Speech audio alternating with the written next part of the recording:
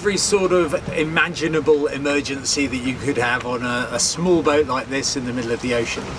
But the best way you can avoid having some of those emergencies is by really good planning and preparation, and by making sure you don't have those emergencies by ensuring you have layers of coverage. So that could be everything from having spare items of equipment that are absolutely essential to your success. So for example, we always have at least one spare oar on the NOMAN, mainly because it's quite a short trip. So if we do break an oar, we've got a spare.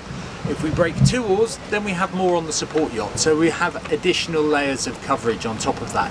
We make sure that the boat is fully ballasted all the time so that she's less likely to capsize. We try and keep the hatches shut wherever possible to keep the boat watertight and safe. We have communication is something which is incredibly important on board, not just between the rowers of the crew, but also between the crew and other water users, between the crew and the support yacht, between the crew and the land support that we have as well. And so we have multiple layers of redundancy in our systems to ensure that no matter what, we are being safe in what we do. We have a fixed VHF radio on board every vessel, which has a really good range, allowing us to talk to other vessels.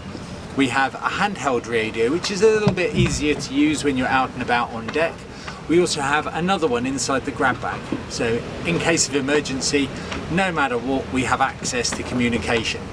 We also have an inReach tracking device, which also allows us to send short text messages, makes communication and conversation really, really easy, not just between the crews and loved ones back home, but also between the crews and the support staff as well. So we know exactly what's going on board.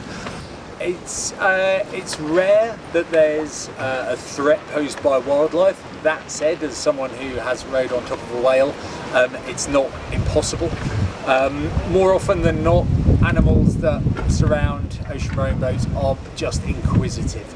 That said, there have been a few more occurrences in recent years, especially of marlin attacks. So giant swordfish skewering the bottom of the boat, poking their beaks through the bottom of the boat because they're travelling so fast. That then causes a challenge for the crew to overcome. They'll need to patch the hole, but it's a very rare occurrence. You will have also heard these risk of orca attacks just off the European coastline at the moment, which haven't yet been experienced by ocean rowing boats, but I would not like to be the first one to have that rare experience.